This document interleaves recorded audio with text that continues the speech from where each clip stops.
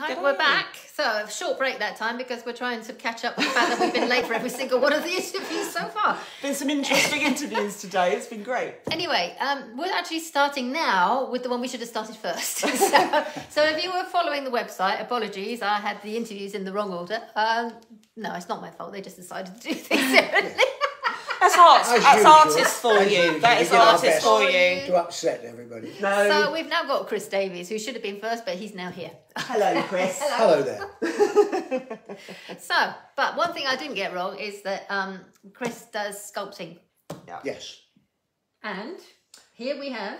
One of the examples. This piece, we went, if you've watched the previous interviews, you'd have probably heard about PDAS. Yeah. Well, they organise trips away, and a few years ago we went up to Liverpool with them, and one of the days out was to Crosby Beach, where the Anthony Caro figurines are in the beach. Oh, I like those. And they are absolutely amazing. They're all, one's all staring out at sea. Into the sea, yes, Yeah. and they're all covered with barnacles, and they slowly appear and then disappear as the tide comes in and out. That's amazing. Oh, that's well cool. I don't think I've seen Have you not that. seen that?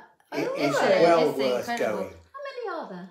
There's a lot of them. There's a lot of them, yes. It's just like people just 12. staring out at sea at all different places. They're all men modelled on him. Yeah. He covered himself in cling film and then had like a mould made.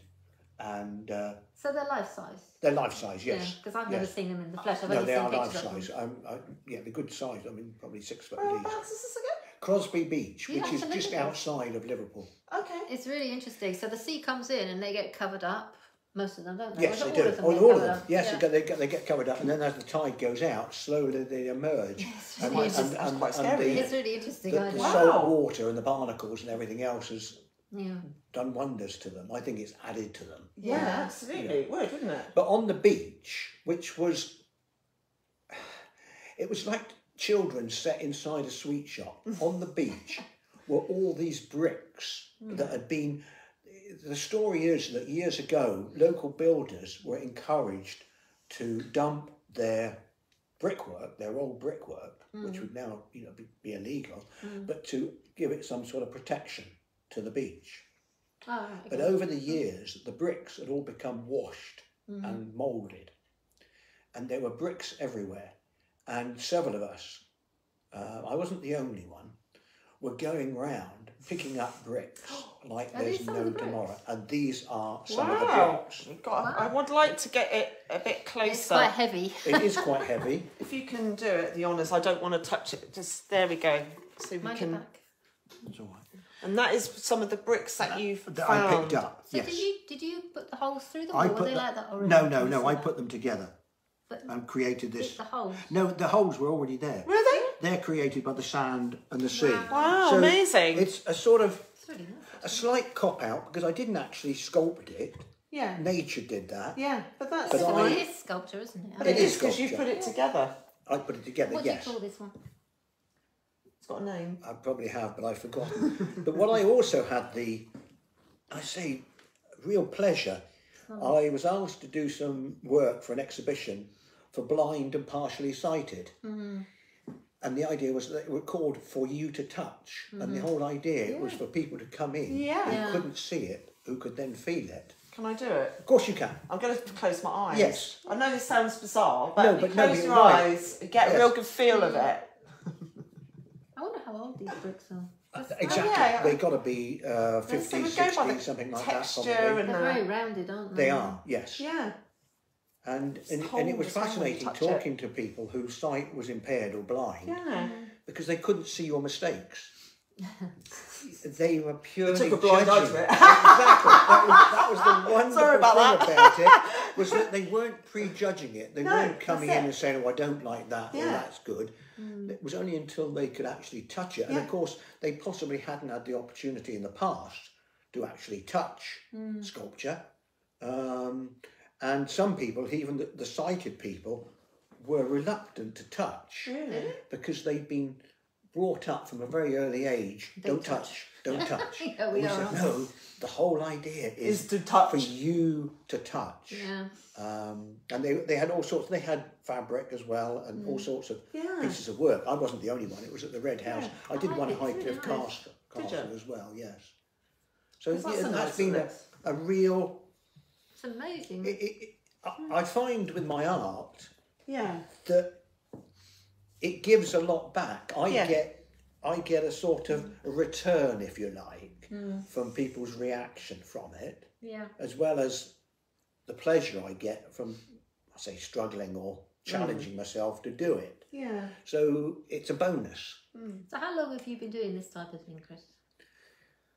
I went back. I've always been interested in art, and as a youngster, 15 or 16, I'd left school, and I went up to London, spent a week with my aunt and uncle up there, outside London, and I went then to the Tate, which it didn't have the Tate Modern because it was early 60s. And I walked around, and it was a complete and utter eye-opener, because some of the work then, as I say, early 60s stuff, I looked at it and I thought, I could do that. I mean, I think a lot of people do when they look at art, they think, well, I could do that. But then I suppose I had the mentality that I can do it. I can have a go. I can do. Yeah. When Doff says, "Can we do this?" or "Can I make the frame?" or something, yes, I can.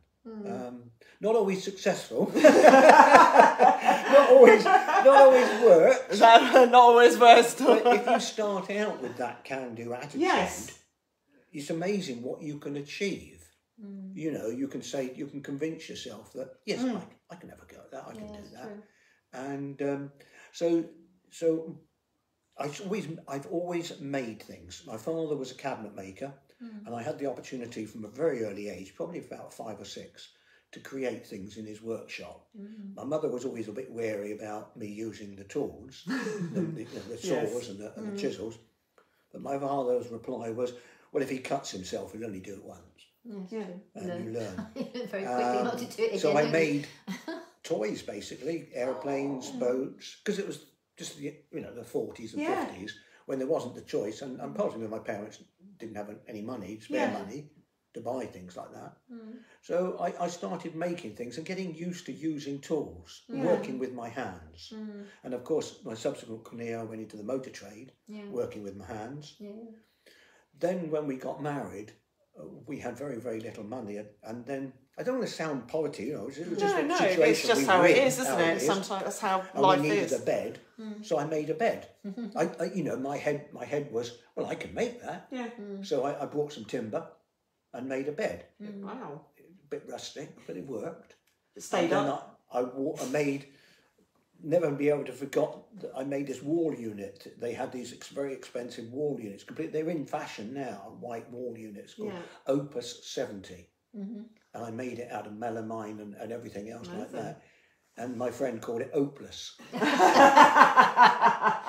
But then, so I just made things, and I love making things.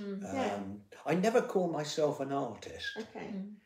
I'm a maker. I make things. But you're using things out of recycling things again, aren't you? Like the frame that Doff had her picture. I really like that frame. Yes. That was lovely. I started making copper tubs for gardens out of using old water cylinders. Copper's a wonderful material, and it ages brilliantly. Nice colour. It just goes, And then I was left with the offcuts of copper, the bits I didn't use. So I thought, well, what can I do with them rather than throw them away? So I created small pieces of sculpture with the copper and sort of had a go at soldering and general, working with metal. And then it went from there. And what I think it does, when you start these, what I call adventures, you discover you meet different people, you go to different venues, and you see ideas, and you talk to other people, and they say, oh, I do this, and you go, oh, that's okay, and then you learn from that, you come away.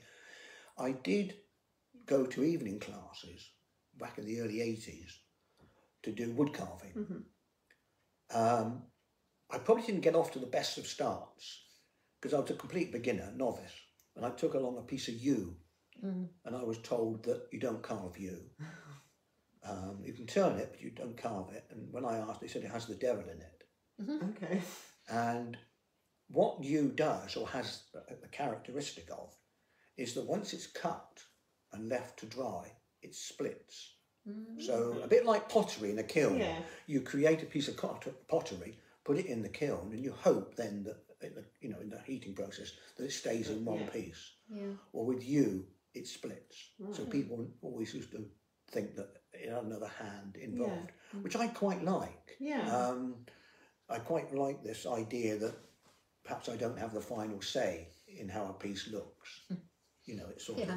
Do you find sometimes your pieces are quite organically grown in a way? Yes. Like sometimes you have a plan, that's what I was talking about, sometimes you have a plan but it doesn't always go to the right plan and then you end up with something completely different to what that plan was. Yes. Isn't it? And it's completely like that, isn't it? It is, it really is, yes.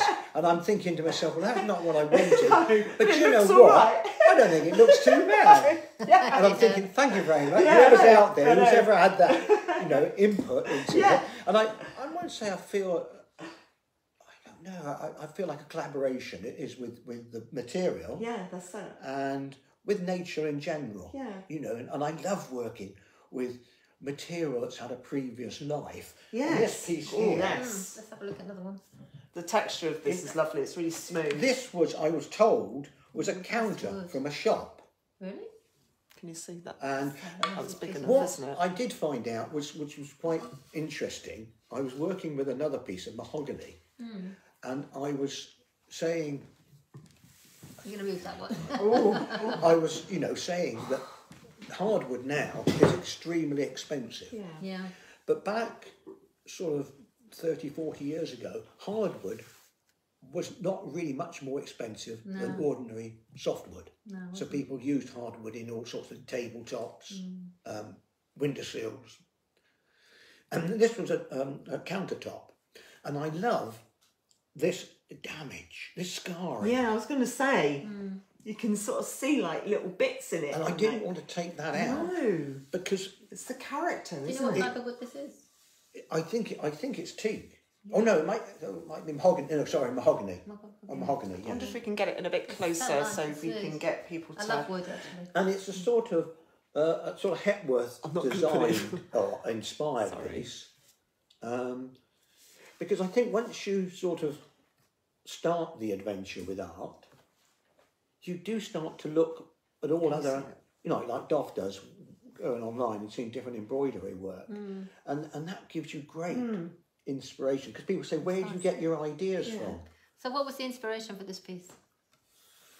Well, the piece what itself, shape was it? When it was just a square. Yes, a piece. A piece. You can't feel it, but it's so beautiful. It's really, really smooth, like a baby's bottom. It's really nice. And as I said, I love the scarring on it. Yes, and that's what I like actually. Oh, you're right, because all this, it looks like someone's almost etched into it. Yes. It's like someone, like when you were a kid, you wrote in. Well, that's right. Oh, yes. I mean, as I said, and I think we all bear scars. We're all scared. We're all scarred at some point. Exactly. So it's a reflection on who we are as well. Yeah, that's nice. It's a lovely shape as well. So did you created the shape? Did you change the colour of it, or is this just it's a only natural polished. patina? It's only been treated with a wax. No, I haven't really changed the shape. The colour's slightly altered, not much. No. Which I think's nice. It is, yes. I love wood. And the grain of wood. I do. And I'm always a bit wary about how I treat it, But interesting, as I said, we look back at our upbringing and see how we were influenced by our parents. And my father, he loved timber. And he used to break his heart because he used to find furniture, mahogany, walnut, that had been painted over for people. It was fashionable. Well, it's fashionable again now, isn't it, at the moment? Everyone's painting furniture at the moment. So he really, and I You can't get this type of wood anymore, then, can you? Mahogany antique? Is it difficult? You can, but it's incredibly expensive, and they buy it. I wanted to buy some hardwood, and you buy it by the cubic metre. Yeah. You can't buy like the length of 4x2. No. It's not sold like that. A lot of the woods, the mahoganies, the walnuts, rosewoods, they're all protected. You can't have them. So you've got a limited supply. I've been lucky, I suppose, because I go in and look in people's skips. And you know, and I'm foraging.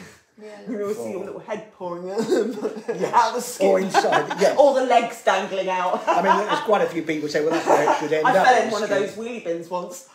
But that's a whole story. Anyway, that's another story. Which we're probably best not to go into. I wasn't dry, I was just... anyway, it was quite funny. No, but it's a great... There's a huge satisfaction of creating something that otherwise would be trashed. I mean, this piece is here. Yes. Yeah.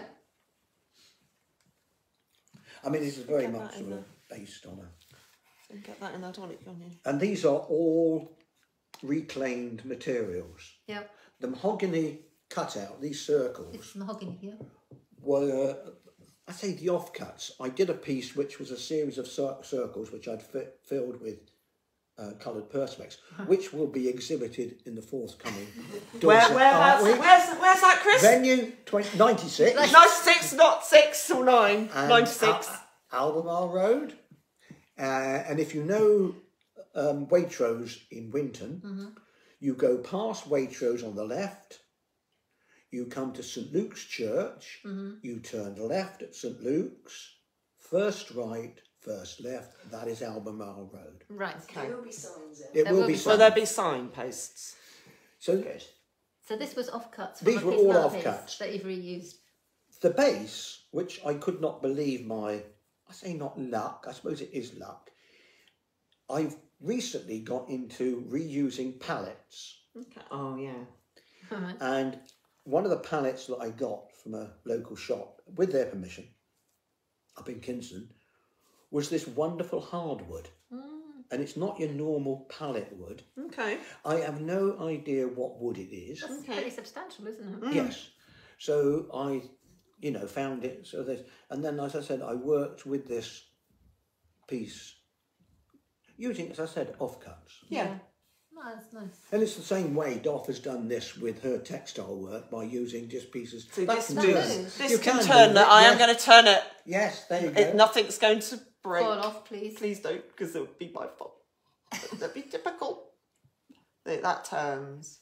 Like that. I haven't yet worked out how I should really fix that permanently, but I don't know whether I would do. I don't think you should. I think it's nice because You can do it It in gives it a different bit of directions, movement. can't you? And also you can have it's more 3D rather than. And also you flatter. can make it what you want. This is at an angle anyway. Yes. Yeah. So rather than have it like that. You could just say, I I fancy think it it going adds that way one day. Yes, exactly. I mean, several Go pieces the way you fancy it. that I've created have the ability to alter, to move around. Yeah.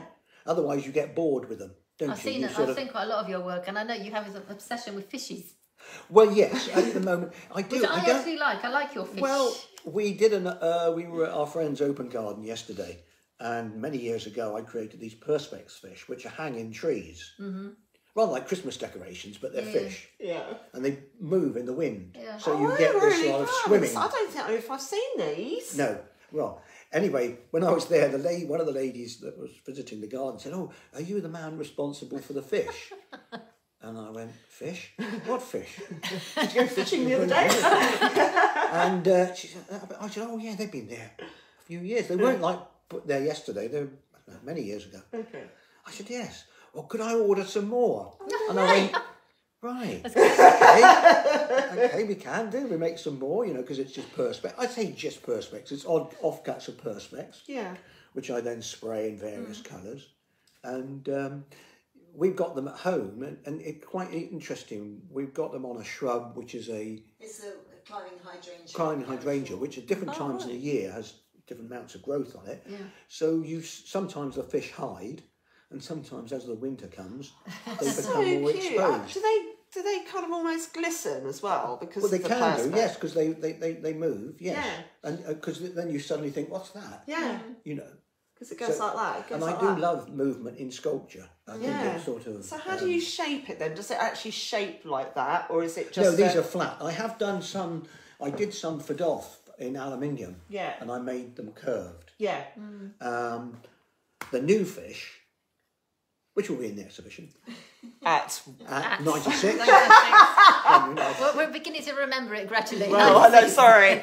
Sorry about that. For an orderly queue. Yeah, no. I suppose I've got more into the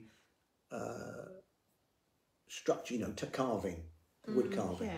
Yeah. So they're more like proper fish. But why fish?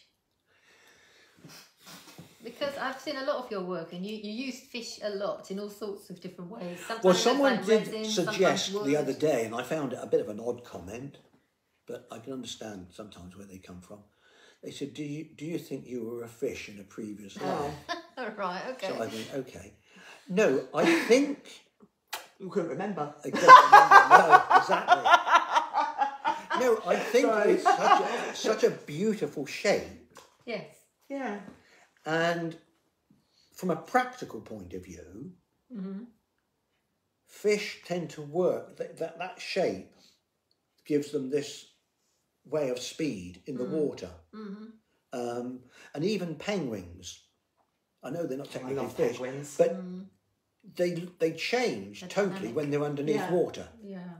and they become a totally different creature. do. Water They're like- dynamic, aren't they? They're just like, Yes, they're funny off land though, aren't they? Oh yes, That- they're the most out of. I love it's a like penguin. I say a fish out of water. Yeah, exactly. Yeah. Boom, boom. But, I managed to smooth a penguin once. Are you smooth as what? It's so soft. Are they? Yeah. I can't remember where. I think it was Slimbridge or somewhere like one of these outdoor wildlife parks. And I they had the used to penguins be wandering there. around.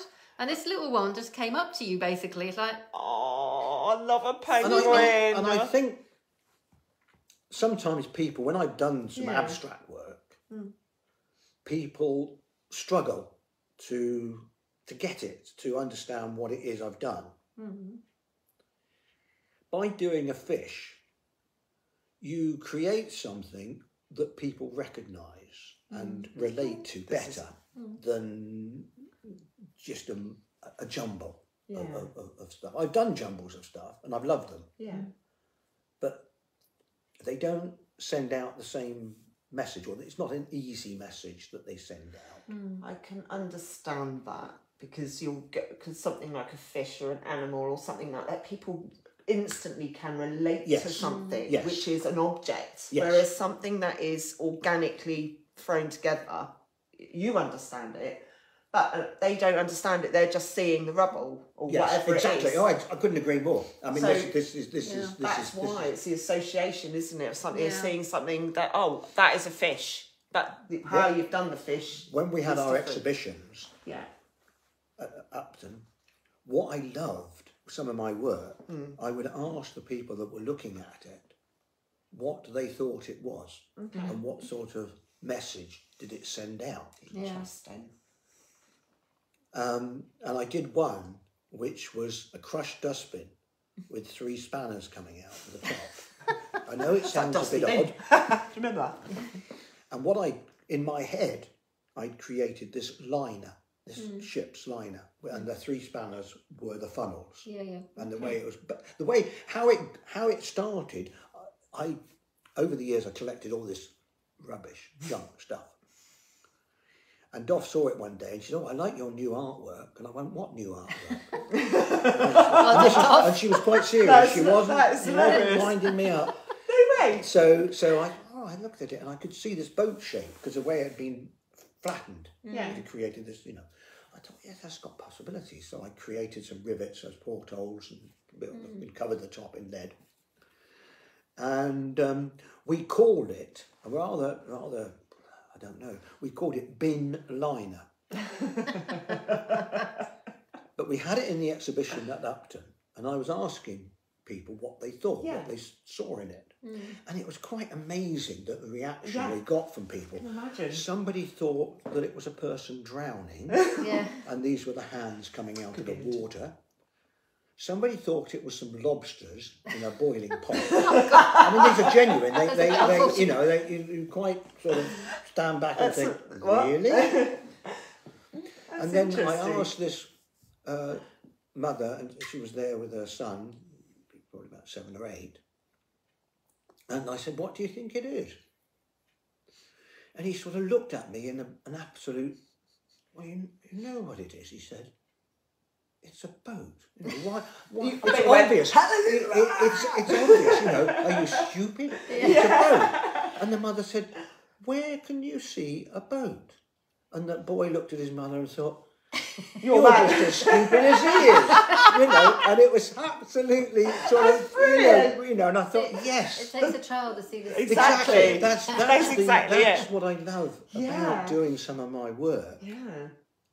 Is the reaction that you get. What really winds me up and annoys me intensely is when we've done exhibitions, is people that come in and they don't even stop and look. They just come in, they walk all the way around and go back out again. And you think, well, why the hell have you bothered turning up? Why not? Even if they don't like it, even if they don't look at it, but look at it, stop look and at look. it and stop and Well, if look. I saw a pile of stuff like that, I'd definitely look at it. Well, that's right. You know, so you would, sort wouldn't of, you know, so it is part and parcel of the reaction, even if it's a negative one. No, it doesn't really. And that's the thing, isn't it, with art in itself? You know, we were talking about this quite the other day about art is an interpretation, and sometimes it is the audience's interpretation, the viewer's interpretation. You have your idea of an interpretation, but it's not always about your view. It's that what do they see in it? yeah, Yes. because sometimes what they see it's just as relevant as what is yours. just as relevant. Yeah, exactly. Oh, definitely. Yes. Yes. I mean, it's, you know, and it's never stopped fascinating me. No. And the reactions are priceless, really, aren't they? Oh yes, yes. I had one case. I a bit naughty when we were stewarding, and people used to come round and look at some of my work. I wouldn't necessarily admit that I was the person responsible. Oh, it's brilliant. So I was like sidled up behind them, as if I'm just another person looking at it, thinking, yeah. So I could hear what they were saying. Brilliant. And I got one couple, and they were having a bit of a domestic over one of my pieces. The husband loved it, but the wife absolutely hated it. Okay. And what on earth can you see in that? It's just, you know, when she was getting quite animated and quite, you know, and he was trying to like explain it and justify his liking. So I just walked away. I thought any minute now, you know, I don't want to be in the middle of it. In the middle of it, you know, holding them apart. But they didn't buy it, but it was, in my way, it was just absolutely brilliant. Yeah. Because you're seeing people interacting and having a conversation about it. Yes. Yes. So what comes first with you? I mean, you say you've got loads of all this stuff that you've accumulated. Is it the idea you have and you think, now how am I going to create that? Or do you get the inspiration from the objects that are in front of you and that inspires you? I think both. I tried to think about this over the last few days, what sort of influences me. Definitely the material. Yeah. But also, if I've seen similar pieces, I think, well, how can I adapt that to work with this? So it's a sort of collaboration of somebody else's idea, somebody else's piece, and how then I can work that, and how I can make it mine, rather than be an exact copy of somebody else's. Because I think we're all influenced by other people's work. We are, definitely. There's not many original ideas anywhere. I mean, when you think about it, everything's been recreated again and again and again. And I mean, I liken it to your dancing in that the steps that you use in your dancing have been used for, say, hundreds of years. But you take them in your own way and adapt them and show them. And art is like that. It's like that. And what you create is a visual art, an instant art piece. Yeah, because we're not looking to produce clones of us. We're looking to give people the idea of the dance, and they create their own character and stuff. Yes, yes. Otherwise, there's not much point. We'd all be very boring, wouldn't we? Well, that's it. You know, and that's what I've always loved about, let's say, watching people dance. Yeah. And the messages that sends out in the same way with my sculpture or anybody in Doffs' work, anybody's work. I suppose that's having an appreciation of other people's work and knowing the struggle, the frustrations of trying to achieve that. some people just think, oh, that's only taken you a few minutes to do. The thing is, people don't realise But it the doesn't artist's matter, struggle of that, do they? But it doesn't matter how long something's taken, it's the thought process behind it. Exactly. Yes. Because the other day I posted an illustration up of from the 1950s of a fashion illustrator, and it was based. I don't know if I think you saw it. It was fabulous, wasn't it? It was basically a woman in 3 brushstrokes. Okay. They might have taken a few more brushstrokes, but the idea was it was the hat, the hand, and the glove. Yeah, the lips. Oh, okay. Now that looks so simplistic, but I can imagine it could have taken hours to come up with that shape. But somebody could equally have produced that very, very quickly. At the end of the day, it doesn't make any difference. It's whether you like it. Exactly. It's what it produces the effect in you, isn't it? I have been, I say, lucky, or I don't know what you call it, not luck really, but fortunate to be able to create a piece of work in less than 10 minutes by just putting together several objects. Yeah. And you know instantaneously whether it works or not. Yeah, so does it make it any less than something that you've worked on for months? Not really. But it's true though, isn't it? At the end of the day, art is subjective to every single person that looks at it. What works for one won't work for another. Yes.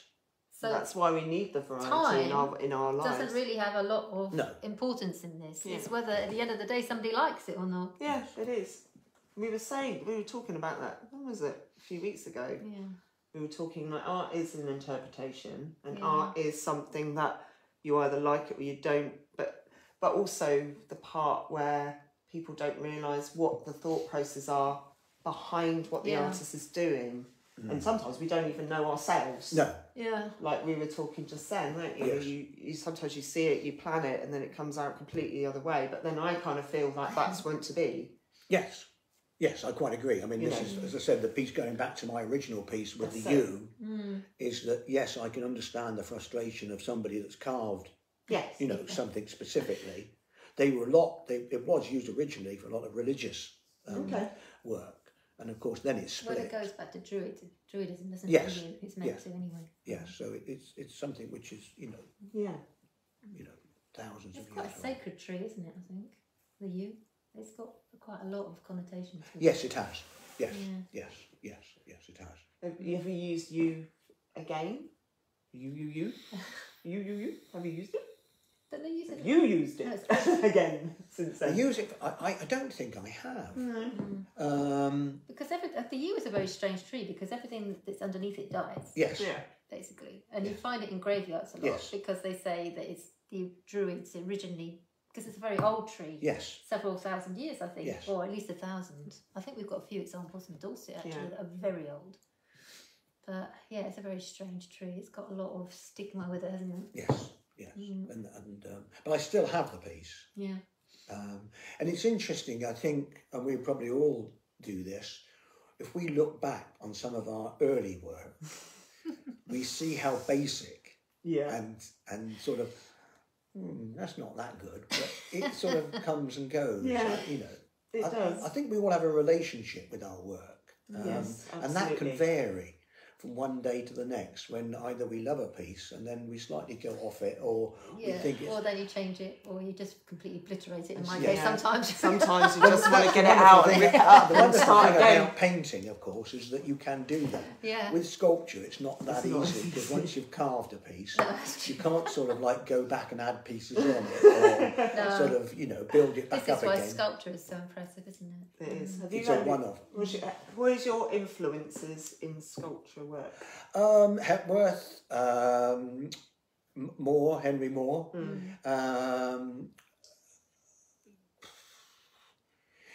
The one in Dorchester that's got Elizabeth Frink. They're all sort of a bit, and we went up to the Yorkshire Sculpture Park quite a few years ago, and that is an absolutely brilliant place for Henry Moore because it's out. Sculptures.